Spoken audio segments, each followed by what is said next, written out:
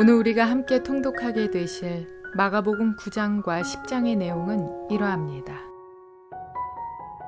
예수님은 수많은 무리들을 향해 말씀을 선포하기도 하셨지만 때로는 70명, 때로는 12명, 혹은 3명 이렇게 따로 구분하여 가르치기도 하셨습니다.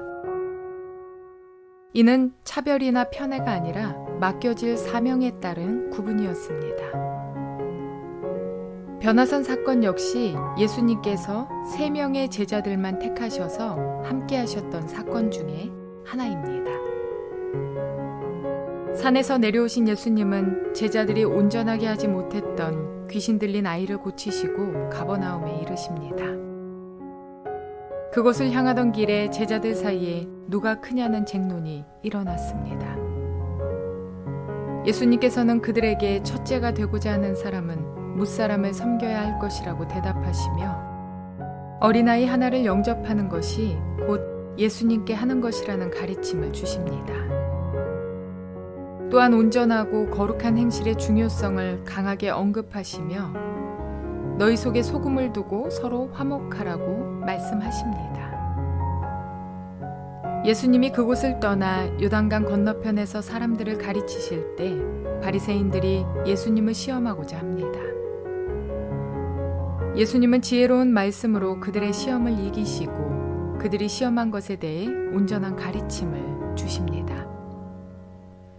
또한 예수님은 어린아이가 가까이 오는 것을 막지 않으시고 영생을 얻을 방법을 구하는 이에게 가진 것을 다 팔아 가난한 자들에게 나누어 주라고 말씀하십니다.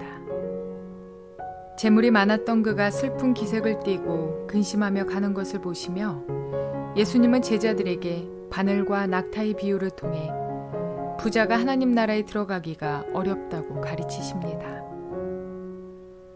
예수님은 십자가 사역을 앞두고 예루살렘을 향하십니다. 그리고 예수님이 이루실 사역에 대해 제자들에게 말씀하십니다. 이때 야고보와 요한은 예수님께 높은 자리를 구하지만 예수님은 그들에게 자신이 온 것은 당신의 목숨을 많은 사람의 대속물로 주기 위해서라고 가르치십니다. 여리고에 이르신 예수님은 맹인 바디메오를 고쳐주기도 하시며 예루살렘을 향한 걸음을 멈추지 않으십니다. 이러한 내용들을 기억하셔서 통독에 도움이 되시기를 바랍니다. 마가복음 9장. 또 예수께서 그들에게 말씀하셨다. 내가 진정으로 너희에게 말한다. 여기에 서 있는 사람들 가운데는 죽기 전에 하나님의 나라가 권능을 떨치며 와 있는 것을 볼 사람들도 있다. 그리고 엿새 뒤에 예수께서 베드로와 야고보와 요한만을 데리고 따로 높은 산으로 가셨다. 그런데 그들이 보는 앞에서 그의 모습이 변하였다. 그 옷은 세상의 어떤 빨래꾼이라도 그렇게 희게 할 수 없을 만큼 새하얗게 빛났다. 그리고 엘리야가 모세와 함께 그들에게 나타나더니 예수와 말을 주고받았다.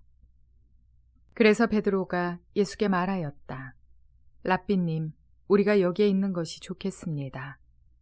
우리가 초막 셋을 지어서 하나에는 랍비님을, 하나에는 모세를, 하나에는 엘리야를 모시겠습니다. 베드로는 무슨 말을 해야 좋을지 몰라서 이렇게 말을 했던 것이다. 제자들이 겁에 질렸기 때문이다. 그런데 구름이 일어나서 그들을 뒤덮었다. 그리고 구름 속에서 소리가 났다. 이는 내 사랑하는 아들이다. 너희는 그의 말을 들어라. 그들이 문득 둘러보았으나 아무도 없고 예수만 그들과 함께 계셨다. 그들이 산에서 내려올 때에 예수께서는 그들에게 명하시어 인자가 죽은 사람들 가운데서 살아날 때까지는 본 것을 아무에게도 이야기하지 말라고 하셨다. 그들은 이 말씀을 간직하고 죽은 사람들 가운데서 살아난다는 것이 무슨 뜻인가를 서로 물었다. 그들이 예수께 묻기를 어찌하여 율법학자들은 엘리야가 먼저 와야 한다고 합니까? 하니 예수께서 그들에게 말씀하셨다. 확실히 엘리야가 먼저 와서 모든 것을 회복한다. 그런데 인자가 많은 고난을 받고 멸시를 당할 것이라고 기록한 것은 어찌된 일이냐? 내가 너희에게 말한다. 엘리야는 이미 왔다. 그런데 그를 두고 기록한 대로 사람들은 그를 함부로 대하였다. 그들이 다른 제자들에게 와서 보니 큰 무리가 그 제자들을 둘러싸고 있고 율법학자들이 그들과 논쟁을 하고 있었다. 온 무리가 곧 예수를 보고서는 몹시 놀라 달려와서 인사하였다. 예수께서 그들에게 물으셨다. 너희는 그들과 무슨 논쟁을 하고 있느냐? 무리 가운데 한 사람이 예수께 대답하였다. 선생님, 내 아들을 선생님께 데려왔습니다. 그 아이는 말을 못하게 하는 귀신이 들려 있습니다. 어디서나 귀신이 아이를 사로잡으면 아이를 거꾸로 뜨립니다.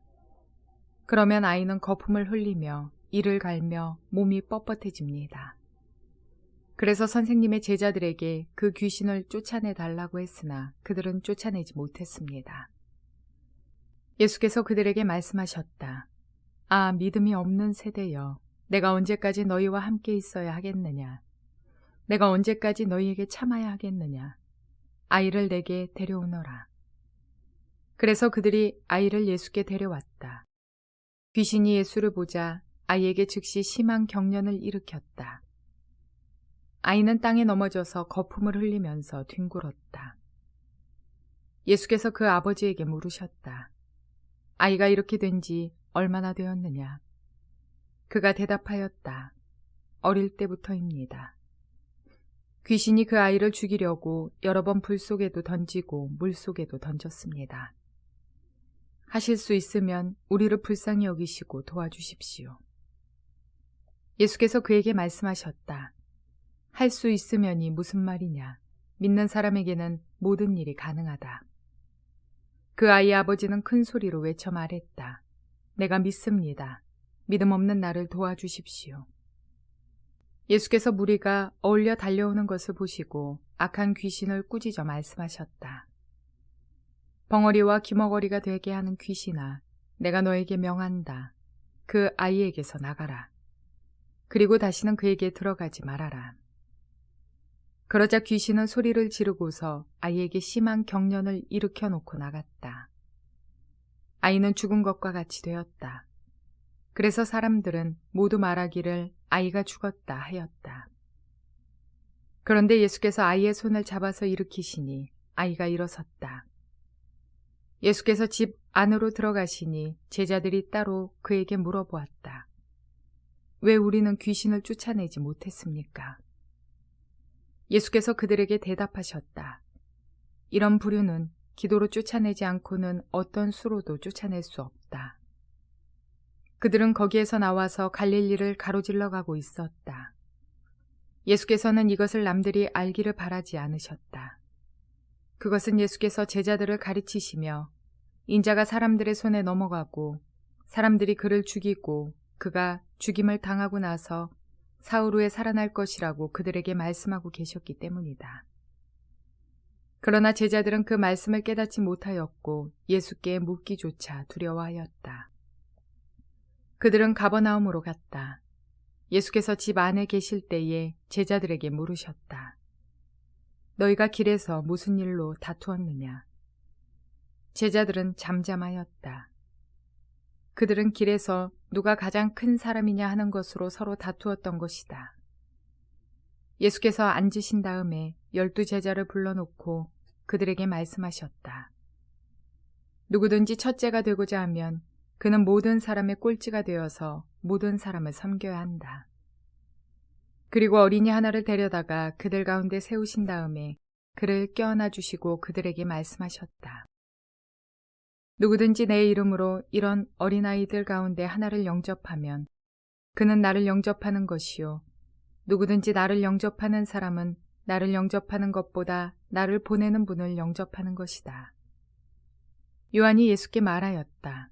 선생님, 어떤 사람이 선생님의 이름으로 귀신들을 쫓아내는 것을 우리가 보았습니다. 그런데 그 사람은 우리를 따르는 사람이 아니므로 우리는 그가 그런 일을 하지 못하게 막았습니다. 그러나 예수께서는 이렇게 말씀하셨다. 막지 말아라. 내 이름으로 기적을 행하고 나서 쉬이 나를 욕할 사람은 아무도 없기 때문이다. 우리를 반대하지 않는 사람은 우리를 지지하는 사람이다. 내가 진정으로 너희에게 말한다. 너희가 그리스도의 사람이라고 해서 너희에게 물 한 잔이라도 주는 사람은 절대로 자기가 받을 상을 잃지 않을 것이다.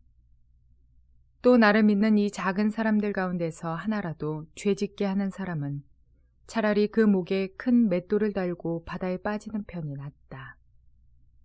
네 손이 너를 죄짓게 하거든 그것을 찍어버려라. 네가 두 손을 가지고 지옥에 곧 그 꺼지지 않는 불 속에 들어가는 것보다 차라리 한 손을 잃은 채로 생명에 들어가는 것이 낫다. 네 발이 너를 죄짓게 하거든 그것을 찍어버려라. 네가 두 발을 가지고 지옥에 들어가는 것보다 차라리 한 발은 잃었으나 생명에 들어가는 것이 낫다.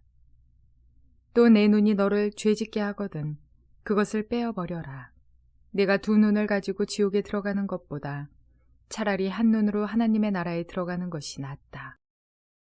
지옥에서는 그들을 파먹는 구더기들도 죽지 않고 불도 꺼지지 않는다. 모든 사람이 다 소금에 절이듯 불에 절여질 것이다. 소금은 좋은 것이다. 그러나 소금이 짠맛을 잃으면 너희는 무엇으로 그것을 짜게 하겠느냐? 너희는 너희 가운데 소금을 쳐두어서 서로 화목하게 지내어라.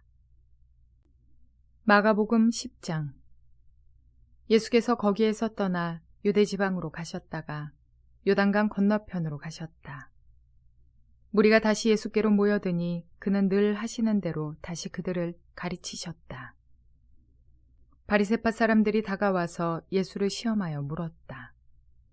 남편이 아내를 버려도 됩니까? 예수께서 그들에게 대답하셨다. 모세가 너희에게 어떻게 하라고 명령하였느냐? 그들이 말하였다. 이혼 증서를 써주고 아내를 버리는 것을 모세는 허락하였습니다. 그러나 예수께서는 그들에게 말씀하셨다. 모세는 너희의 완악한 마음 때문에 이 계명을 써서 너희에게 준 것이다. 그러나 하나님께서는 창조 때로부터 사람을 남자와 여자로 만드셨다. 그러므로 남자는 부모를 떠나서 자기 아내와 합하여 둘이 한 몸이 된다. 따라서 그들은 이제 둘이 아니라 한 몸이다. 그러므로 하나님이 짝지어 주신 것을 사람이 갈라놓아서는 안 된다. 집에 들어갔을 때에 제자들이 이 말씀을 두고 물었다. 예수께서 그들에게 말씀하셨다. 누구든지 아내를 버리고 다른 여자에게 장가드는 남자는 아내에게 간음을 범하는 것이요. 또 아내가 남편을 버리고 다른 남자와 결혼하면 그 여자는 간음하는 것이다. 사람들이 어린이들을 예수께 데리고 와서 쓰다듬어 주시기를 바랐다. 그런데 제자들이 그들을 꾸짖었다. 그러나 예수께서는 이것을 보시고 노하셔서 제자들에게 말씀하셨다. 어린이들이 내게 오는 것을 허락하고 막지 말아라. 하나님 나라는 이런 사람들의 것이다.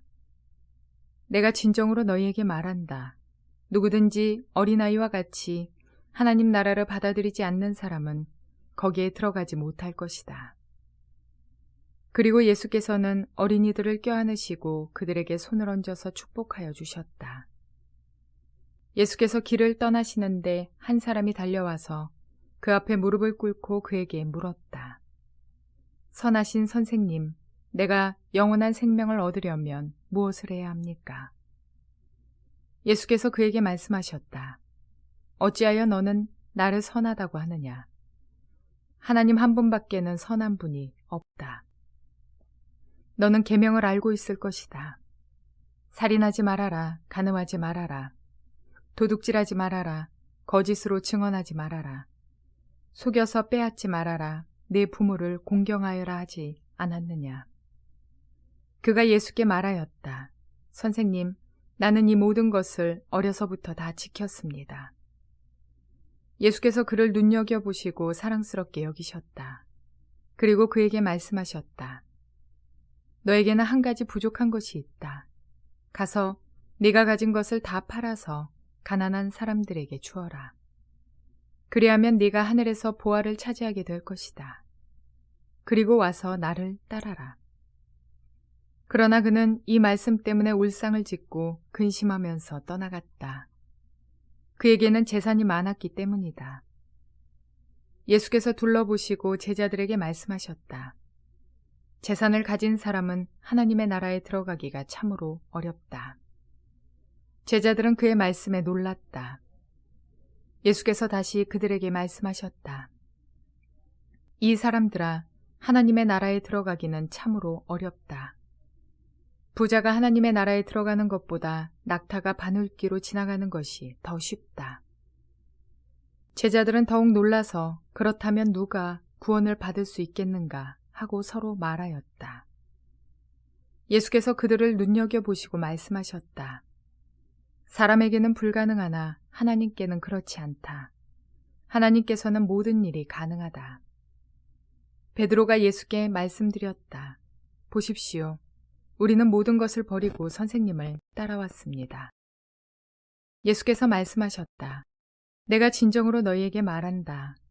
나를 위하여 또 복음을 위하여 집이나 형제나 자매나 어머니나 아버지나 자녀나 논밭을 버린 사람은 지금 이 세상에서는 박해도 받겠지만 집과 형제와 자매와 어머니와 자녀와 논밭을 100배나 받을 것이고 오는 세상에서는 영원한 생명을 받을 것이다.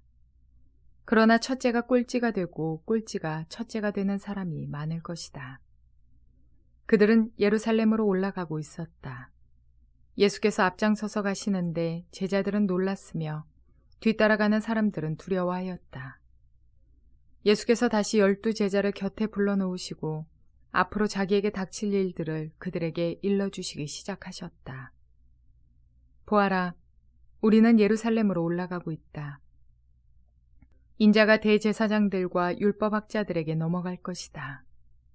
그들은 인자에게 사형을 선고하고 이방 사람들에게 넘겨줄 것이다. 그리고 이방 사람들은 인자를 조롱하고 침뱉고 채찍질하고 죽일 것이다. 그러나 그는 사흘 후에 살아날 것이다. 세베대의 아들들인 야고보와 요한이 예수께 다가와서 말하였다. 선생님, 우리가 요구하는 것은 무엇이든지 해주시기 바랍니다. 예수께서 그들에게 말씀하셨다. 너희는 내가 너희에게 무엇을 해주기를 바라느냐? 그들이 그에게 대답하였다. 선생님께서 영광을 받으실 때에 하나는 선생님의 오른쪽에 하나는 선생님의 왼쪽에 앉게 하여 주십시오. 예수께서 그들에게 말씀하셨다. 너희는 너희가 구하는 것이 무엇인지를 모르고 있다. 내가 마시는 잔을 너희가 마실 수 있고 내가 받는 세례를 너희가 받을 수 있느냐? 그들이 그에게 말하였다. 할 수 있습니다. 예수께서 그들에게 말씀하셨다. 내가 마시는 잔을 너희가 마시고 내가 받는 세례를 너희가 받을 것이다. 그러나 내 오른쪽과 내 왼쪽에 앉는 그 일은 내가 허락할 수 있는 일이 아니다. 정해놓으신 사람들에게 돌아갈 것이다. 그런데 열제자가 이것을 듣고 야고보와 요한에게 분개하였다. 그래서 예수께서는 그들을 곁에 불러놓고 그들에게 말씀하셨다. 너희가 아는 대로 이방 사람들을 다스린다고 자처하는 사람들은 백성들을 마구 내리누르고 고관들은 백성들에게 세도를 부린다. 그러나 너희끼리는 그렇게 해서는 안 된다. 너희 가운데서 누구든지 위대하게 되고자 하는 사람은 너희를 섬기는 사람이 되어야 하고 너희 가운데서 누구든지 으뜸이 되고자 하는 사람은 모든 사람의 종이 되어야 한다. 인자는 섬김을 받으러 온 것이 아니라 섬기러 왔으며 많은 사람을 구원하기 위하여 치를 몸값으로 자기 목숨을 내주러 왔다. 그들은 여리고에 갔다. 예수께서 제자들과 큰 무리와 함께 여리고를 떠나실 때에 디메오의 아들 바디메오라는 눈먼 거지가 길가에 앉아 있다가 나사렛 사람 예수가 지나가신다는 말을 듣고 다윗의 자손 예수님, 나를 불쌍히 여겨 주십시오 하고 외치며 말하기 시작하였다. 그래서 많은 사람이 조용히 하라고 그를 꾸짖었으나 그는 더욱더 큰 소리로 외쳤다. 다윗의 자손님, 나를 불쌍히 여겨 주십시오. 예수께서 걸음을 멈추시고 그를 불러오라고 말씀하셨다. 그리하여 그들은 그 눈먼 사람을 불러서 그에게 말하였다. 용기를 내어 일어나시오. 예수께서 당신을 부르시오. 그는 자기의 겉옷을 벗어던지고 벌떡 일어나서 예수께로 왔다. 예수께서 그에게 말씀하셨다. 내가 너에게 무엇을 하여 주기를 바라느냐? 그 눈먼 사람이 예수께 말하였다. 선생님, 내가 다시 볼 수 있게 하여 주십시오. 예수께서 그에게 말씀하셨다. 가거라, 네 믿음이 너를 구원하였다. 그러자 그 눈먼 사람은 곧 다시 보게 되었다. 그리고 그는 예수가 가시는 길을 따라 나섰다.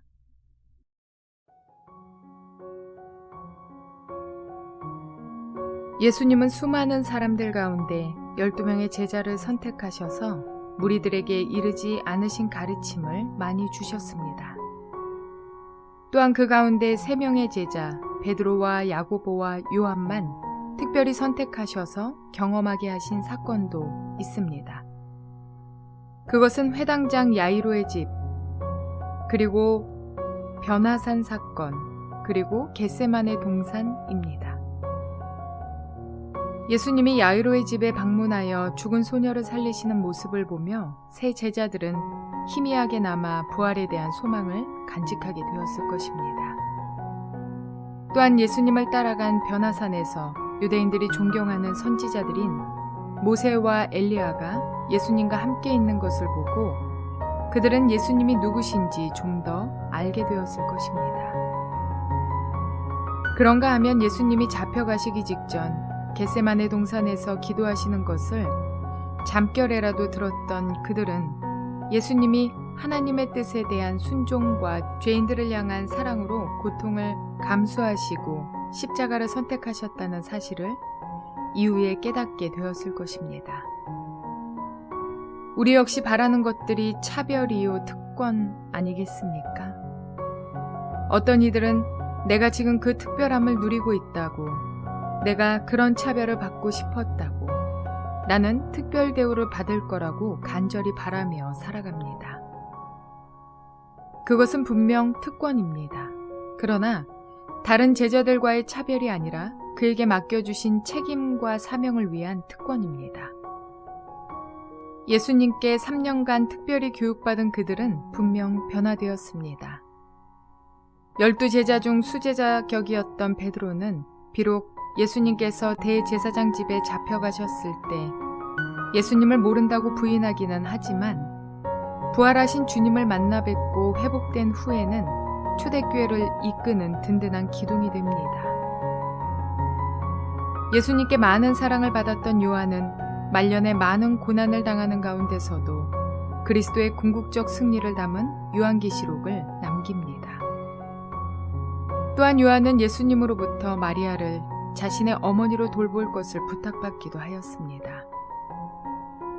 그런가 하면 야고보는 12제자 중 첫 번째 순교자가 됩니다.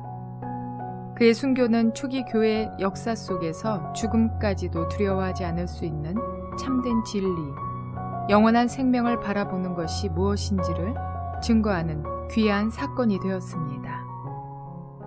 3명의 제자들과 같이 주님으로부터 받은 특권이 있다면 그 후에 있는 나의 책임과 사명을 다하시는 저와 여러분이 되시기를 바랍니다. 고난과 죽음에만 포커스를 맞추는 것이 아니라 하나님 나라를 위해 힘써 일하던 3명의 제자들의 남은 삶은 교회를 살리며 복음 전파를 위해 남은 생을 건 증거자들이었다는 사실입니다. 권리는 누리고 의무는 버리는 자들이 아니라 누렸던 특권만큼 주어진 사명 속에서 책임을 다하는 저와 여러분 모두가 되시기를 주님의 이름으로 축원을 드립니다.